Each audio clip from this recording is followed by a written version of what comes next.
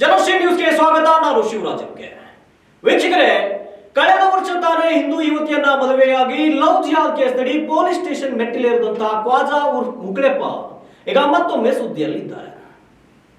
ಈ ಹಿಂದೆ ಲವ್ ಜಿಹಾದ್ ವಿಚಾರಕ್ಕೆ ಸಂಬಂಧಪಟ್ಟ ಹಾಗೆ ಕರ್ನಾಟಕದ ಹಿಂದೂ ಪರ ಸಂಘಟನೆಗಳು ಅನೇಕ ರೀತಿಯಲ್ಲಿ ವಿಭಿನ್ನವಾಗಿ ಚರ್ಚೆಗಳನ್ನ ಮಾಡಿದ್ವು, ಧ್ವನಿಯನ್ನ ಎತ್ತಿದ್ವು. ಆದ್ರೆ ಈಗ ಅದೇ ಮುಕ್ಳೆಪ್ಪ ಕರ್ನಾಟಕದ ಜನತೆಗೆ, ಅದೇ ಹಿಂದೂ ಪರ ಸಂಘಟನೆಗಳಿಗೆ ಅಚ್ಚರಿ ಮೂಡಿಸುವಂತಹ ಸುದ್ದಿಯೊಂದನ್ನ ಕೊಟ್ಟಿದ್ದಾರೆ. ಅದೇನು ನೀವೇ ನೋಡಿ. ವೀಕ್ಷಕರೇ, ಇತ್ತೀಚಿನ ದಿನಮಾನಗಳಲ್ಲಿ ಪ್ರೇಮ ವಿವಾಹಗಳು ಸರ್ವೇ ಸಾಮಾನ್ಯ ಆಗ್ಬಿಟ್ಟವೆ.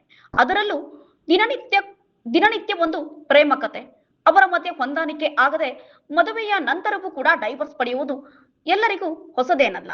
ಅದರಲ್ಲಿ ವಿಶಿಷ್ಟ ಎಂಬಂತೆ ಈ ಜೋಡಿಯು ಇವತ್ತಿನ ವಿಶೇಷವಾಗಿದೆ.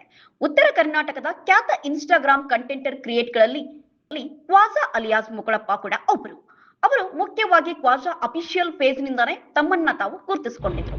ಉತ್ತರ ಕರ್ನಾಟಕದ ವಿಶಿಷ್ಟ ಭಾಷಾ ಶೈಲಿ, ಅದರಲ್ಲೂ ಹುಬ್ಬಳ್ಳಿ ಮತ್ತು ಧಾರವಾಡ ಈ ಒಂದು ಭಾಷೆಯನ್ನ ಬಳಸಿ ಹಾಸ್ಯಭರಿತ ರೀಲ್ಸ್ ಹಾಗೂ ಕಾಮಿಡಿ ವಿಡಿಯೋಗಳನ್ನ ಮಾಡ್ತಿದ್ರು.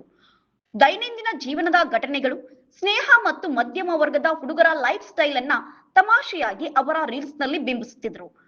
ಇವರ ವಿಡಿಯೋಗಳು ಅಲ್ಲಿನ ಜನಸಾಮಾನ್ಯರಿಗೆ ಬೇಗ ಕನೆಕ್ಟ್ ಆಗಿರೋದ್ರಿಂದ ಉತ್ತರ ಕರ್ನಾಟಕ ಭಾಗದಲ್ಲಿ ಇವರಿಗೆ ಭಾರಿ ಫಾಲೋವರ್ಸ್ ಹಾಗೂ ಜನಪ್ರಿಯತೆ ಕೂಡ ಇತ್ತು. ಹಾಗೆ ಉತ್ತರ ಕರ್ನಾಟಕದ ಖ್ಯಾತ ಕಾಮಿಡಿ ಯೂಟ್ಯೂಬರ್ ಎಂದು ಕೂಡ ಪ್ರಸಿದ್ಧರಾಗಿದ್ರು. ಇವರು ಮುಸ್ಲಿಂ ಯುವಕ. ಕಳೆದ ವರ್ಷವಷ್ಟೇ ಲವ್ ಜಿಹಾದ್ ಮಾಡಿರುವ ಆರೋಪವನ್ನ ಹೊತ್ತಿಕೊಂಡಿದ್ದ ಖ್ವಾಜಾ ಹಿಂದೂ ಸಂಪ್ರದಾಯದಂತೆ ಹಿಂದೂ ಯುವತಿ ಗಾಯತ್ರಿ ಜಾಲಿಹಾಳ್ ಎಂಬುವಳನ್ನ ಪ್ರೀತಿಸಿ ಮದುವೆಯಾಗಿದ್ದ. ಹಿಂದೂ ಯುವತಿಯನ್ನ ಪುಸ್ಲಾಯಿಸಿ ಮದುವೆ ಆಗಿದ್ದಾನೆ ಎಂದು ತೀವ್ರವಾದ ವಿರೋಧ ಕೂಡ ವ್ಯಕ್ತವಾಗಿತ್ತು. ಹಿಂದೂ ಪರ ಸಂಘಟನೆಗಳು ಖ್ವಾಜಾ ವಿರುದ್ಧ ದೂರನ್ನ ದಾಖಲಿಸಿದ್ರು. ಸದ್ಯ ತಾನು ಮುಸ್ಲಿಂ ಆಗಿದ್ರೂ ಕೂಡ ಹಿಂದೂ ಸಂಪ್ರದಾಯದಂತೆ ಅವನ ಸೀಮಂತ ಕಾರ್ಯವನ್ನ ಮಾಡಿಸಿಕೊಂಡು ಎಲ್ಲರ ಹುಬ್ಬೇರಿಸುವಂತೆ ಮಾಡಿದ್ದಾನೆ. ಜೊತೆಗೆ ಈ ಜೋಡಿ ಸೋಷಿಯಲ್ ಮೀಡಿಯಾದಲ್ಲಿ ಮತ್ತೊಮ್ಮೆ ಬಾರಿ ಸದ್ದು ಮಾಡ್ತಿದೆ.